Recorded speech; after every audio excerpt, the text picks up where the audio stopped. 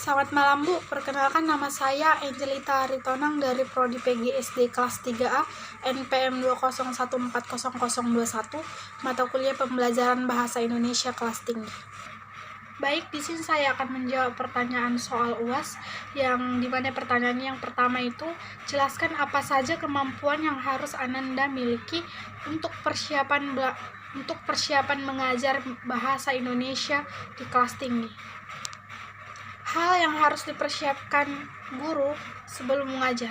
Guru merupakan sosok panutan yang menjadi contoh setiap orang maupun masyarakat yang ada di dunia.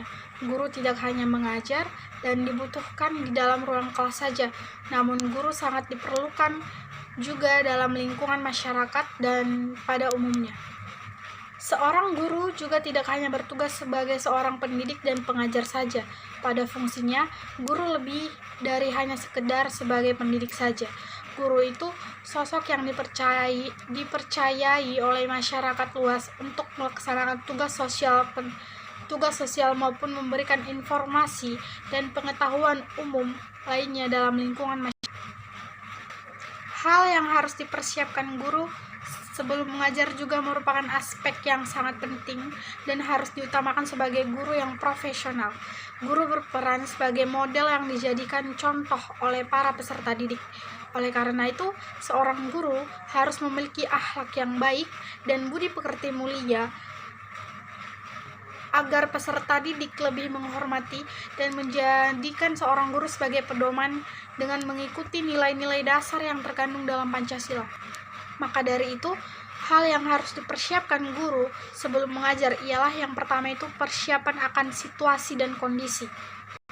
Hal paling utama dalam mempersiapkan diri sebelum mengajar adalah tentang situasi dan kondisi. Anda harus mengamati situasi jarak, tempat mengajar, dan kondisi Anda juga harus dalam keadaan prima atau sehat.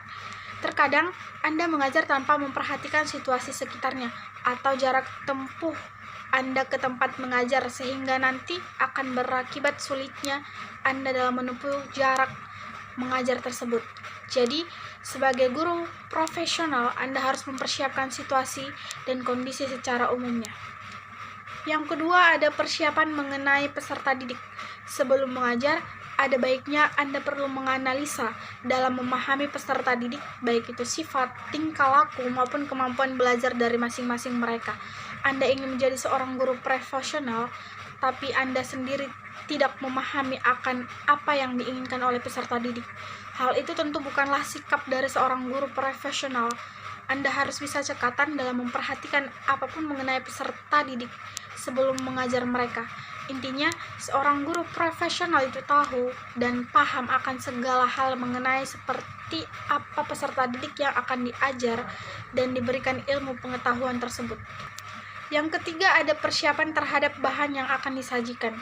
Sebagai pengajar, guru hendaknya menguasai bahan atau materi pelajaran yang akan diajarkan serta senantiasa mengembangkan dan meningkatkan kemampuannya. Karena itu, sebenarnya guru sendiri adalah seorang pelajar yang belajar secara terus-menerus. Guru adalah tempat menimba ilmu bagi para peserta didik. Sebagai pengajar, guru harus membantu perkembangan anak didiknya untuk memahami dan menguasai ilmu pengetahuan.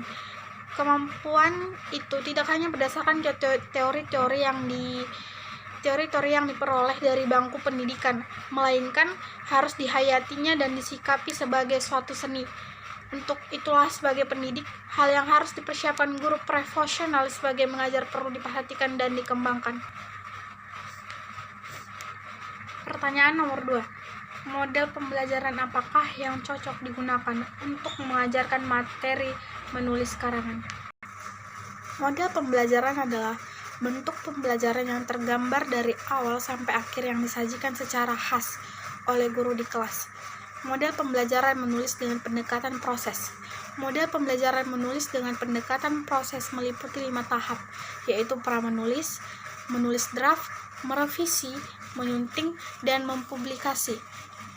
Ada beberapa bagian. Yang pertama itu pra-menulis adalah tahap persiapan untuk menulis. Adapun hal-hal yang dilakukan siswa dalam tahap ini adalah 1. Memilih topik, 2. Mempertimbangkan tujuan, 3.